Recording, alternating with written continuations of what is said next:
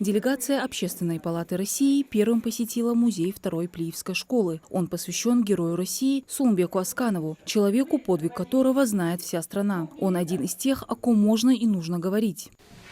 Командующим не разрешалось выходить на линию огня. Их надо было сохранить, чтобы не потерять команду. А Асканов, начальник такого авиацентра, одного из 5 всего во всей России, мог не летать. Но он был летчиком. Он не мог без неба, он не мог без самолетов. И сам принимал участие в полетах и в испытании самолетов.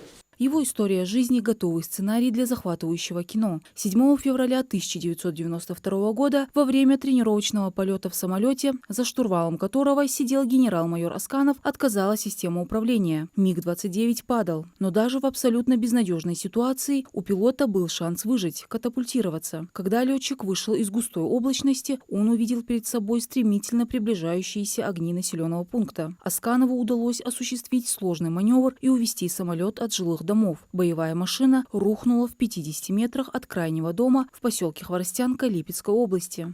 Музей Героя России Сулумбека Асканова – это не просто собрание экспонатов. Это место, где оживает история, где можно прикоснуться к подвигу и почтить память настоящего героя. Он напоминает нам о ценности человеческой жизни, мужестве и самоотверженности. Общественники отметили, что несмотря на то, что музей совсем небольшой, он умещает в себе все, что необходимо для патриотического воспитания подрастающего поколения. Он помогает детям понять, что такое героизм и какие ценности он воплощает. В любом регионе России есть вот такие уникальные музеи, которые, знаете, они как бы так вырастают из рамки школы, потому что содержание этих музеев настолько уникально. В государственных музеях нет таких экспонатов и не рассказывается о тех историях, которые есть в этих музеях. Но при этом они являются с точки зрения воспитания и образования просто на высоте. В этом смысле нужно понять, как выделить такие музеи, каким статусом их наделить, для того, чтобы у них была государственная, региональная поддержка, чтобы эти музеи становились пространством, которое будет использовано для всех, чтобы они стали достоянием России. Далее члены Общественной палаты России совместно с общественниками нашего субъекта отправились в Сумжу. Здесь, в общеобразовательном учреждении номер 4, располагается музей имени Алихана Калиматова, Героя России. В начале нулевых Алихан Калиматов, сотрудник управления ФСБ по Самарской области, не раз участвовал в проведении контртеррористических операций на Северном Кавказе, нес службу в горячих точках. В 2002 году для дальнейшего прохождения службы был переведен в Москву. Потом снова были командировки на Кавказ, где он при исполнении служебного долга получил ранение. Дважды был представлен к Ордену Мужества. В школьном музее можно найти личные вещи героев, фотографии, письма и награды, материалы, связанные с подвигом защитников Отечества, документы, карты или схемы, рассказывающие о событиях тех времен. Также поисковая группа музея собирает информацию и о героях Великой Отечественной войны. Наш музей полон различных экспонатов, экспозиций. Вот, например, стена памяти. Здесь изображены герои Великой Отечественной войны, наши земляки. Учащимся общеобразовательных учреждений и музеи, посвященные героям России и Советского Союза, помогают понять, что такое на самом деле героизм и какие ценности он воплощает. Ребята должны знать как и о бывших, так и о действующих героях, которые стояли и стоят по сей день на страже нашего государства.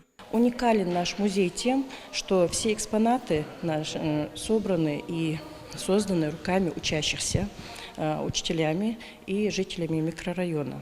Прямо сейчас на территории Украины сотни тысяч российских солдат достойно отдают долг Родине и порой ценой собственной жизни. В 2023 году президент России Владимир Путин поручил обеспечить в школах государства музеи, посвященные событиям СВО. А в целом в общеобразовательных учреждениях военных музеев в России насчитывается более 36 тысяч. Члены Общественной палаты России отметили, что Ингушетия приятно удивила не только своими музеями, почитающими героев. Первое, что меня впечатлило, когда мы вышли с самолета, это аэропорт имени первого героя Российской Федерации.